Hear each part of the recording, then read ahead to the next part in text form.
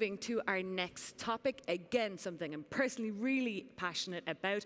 This next conversation is about social entrepreneurship and impact investing. So important to think about the impacts that we're actually having on society, on the economy, on our environment when we're building these innovative solutions. So with great pleasure, I get to welcome our next speaker who's going to moderate the next conversation, Alexandra Mitjans, the director of Ashoka, Spain. Alexandra, the floor is yours, please. Thank you, Liz. Thank you. So today we will explore the intersection between social impact, innovation, and future. Social innovation has no age, no borders, no predetermined format. We're going to see living examples of social innovation that are inspiring thousands around the world, coming from the corporate sector, the entrepreneurial arena, and from young people. Their impact is real, and they're inspiring thousands around the world. And as we like to say at Ashoka, they're the living proof that everyone can be a change maker. I therefore invite my fellow panelists to share with me today how they are inspiring change within their organizations, but also inspiring their sector, their fields, the corporate sector, the entrepreneurial sector, and even young people to follow them into a more systemic, profound change. And I would like to start with Isabelle, calling in from Brazil. She's a 17-year-old change maker who founded Black Girls Project and who's empowering young, vulnerable people into living life of equal opportunities. Isabelle, hello, good morning. As a young change maker, how do you think we can solve our most pressing issues by making sure everyone is included in the solution? Hi, good morning. Thank you so much. Well, I think that for us to create real impact on our society, it is mainly important to develop and deploy effective solutions to challenge the systemic social issues in support of social progress. But that is impossible to happen without the active collaboration of all people from all backgrounds and across all sectors. So government, business, the nonprofit, everybody needs to be working together. And I see that we are living in strange times because technological innovation is increasing levels of productivity, but I see that it is not promoting sustaining economic growth, for example. And I think that, in fact, all kinds of inequalities are increasingly faster than ever because of that scenario and powered by the pandemic too. And mainly because the market in a high skill, high pay, and low skill, low pay model, and people without access to proper education, qualification, and opportunities are being excluded. But if you want to really change this scenario, I think we need to have everybody in the conversation, in the decision-making process, especially young people, because if the people who are mainly being affected about the most pressing issues the world is facing today, we are not going to come up with effective solutions because the person who are passing through it understand how we can truly change that. And as a young change maker, I see that young people, we are more than the half of the world's population, and we have extremely creative, innovative minds that can come up with solutions, and we are already doing it. And when I started the Black Girls Project, I was just 13 years old because I was feeling negligent about not giving opportunities to people who came from the same start point as me. Because here in Brazil, we have a huge social inequality regarding opportunities. So I wanted to share opportunities with people from social vulnerable conditions to make them thrive and be protagonists of their own lives. And developing this project, I became an Ashoka Young Change Maker, and I could see amazing ideas and meet young people from all over the world who are doing amazing things to change society. So I think it is important for us to endorse those people who are doing this because we are creating opportunities. For example, a social project that I created by 13, now are becoming an NGO and creating great opportunities for people of vulnerable conditions. So I think for us to have a world, everyone is a change maker, and to have a work that suits everybody's realities, not just from the small groups of people, we need to have everybody in the conversation. And for that, we need to speed up our pace of change. We need to have everyone in the conversation. I couldn't agree more with you, Isabelle. Thank you. Now, warm welcome to Alberto Tornero. Alberto is the director of high growth potential companies at PWC Spain.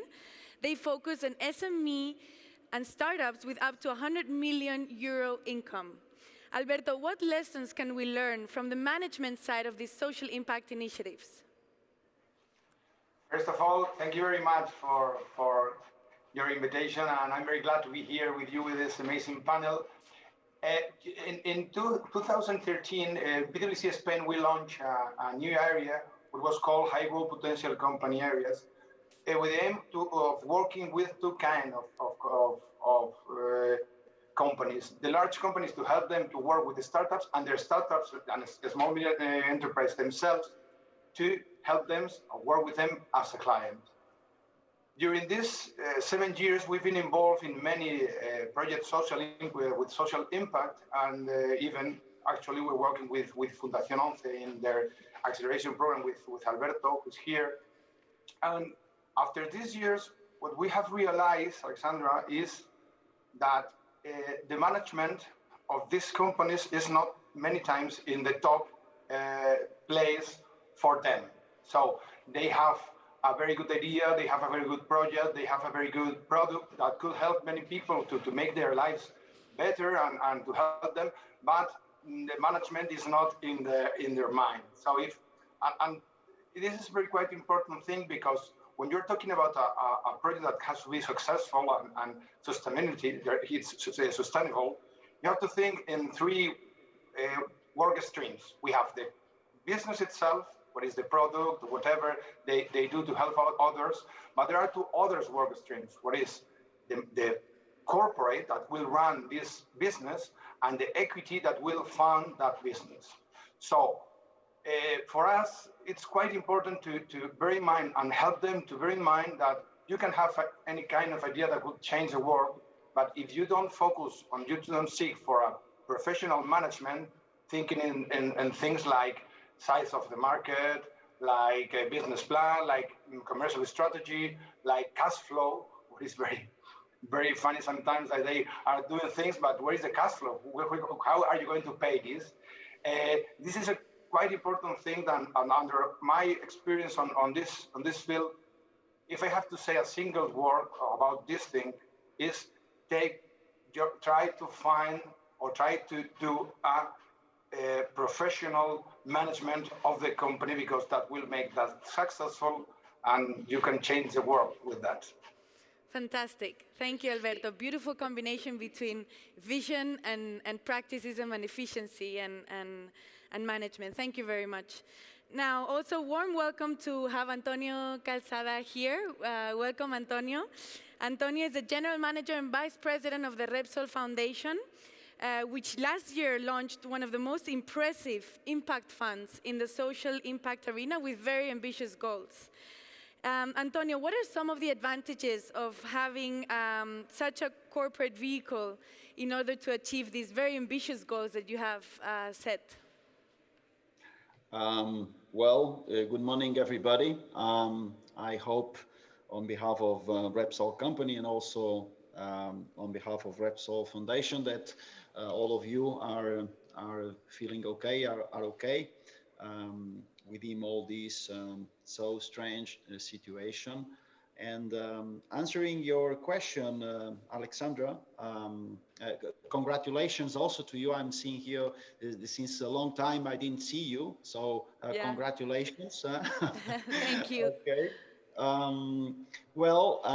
I think that the first thing we should have is a clear vision on the way we want to go. So I think that talking about social innovation, first of all, we need to have clear where to go. And I think that in my company and in our foundation, it is a corporate foundation, but it's quite clear that we want to create in real terms. I want to underline that in real terms, we want to create a sustainable social business, a very sustainable social business, with based in a huge economic impact, a huge social impact, and a great positive contribution for the society and for the environment. So This means that we want to create this positive contribution to the energy transition, to climate change.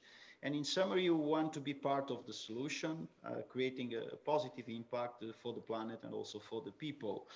It is possible to do it. I think that there is no doubt that it is possible to do it, but now it's time for execution. I think that it's because this is so urgent, it's time for execution. So if I could summarize this message in a simple sentence, I would say, let's go and do it. Having said that, the first question should be, well, let's do it, how to do it, and what do we think it is needed to be done in order to be successful.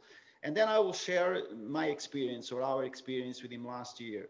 The first thing that we all need to have quite clear what is the mission. And in Repsol Foundation, we put in place a new mission, transformation mission, fully aligned with Repsol strategy, fully aligned with the sustainable development goals, fully aligned with the 2030 goals, and with the Paris Agreement. So the new mission has led us to develop this new strategy by which, as a corporate foundation, we want to go well far beyond this philanthropic effort that has been carrying out for more than 20 years to support the development of social projects.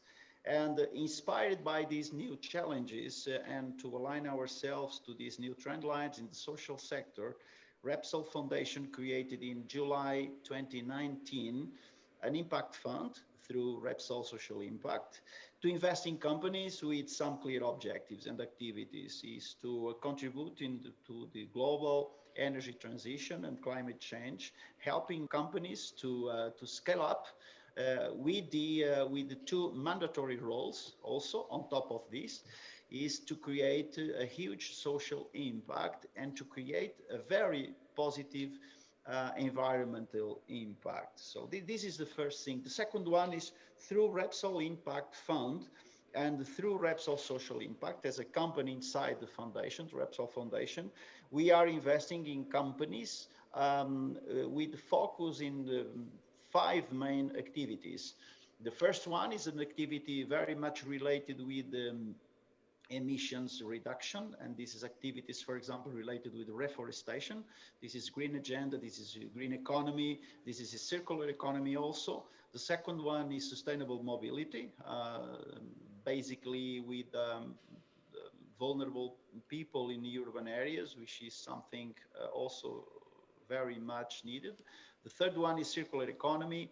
The fourth one is energy efficiency in urban areas, in vulnerable areas, and there is also great opportunity there to do this.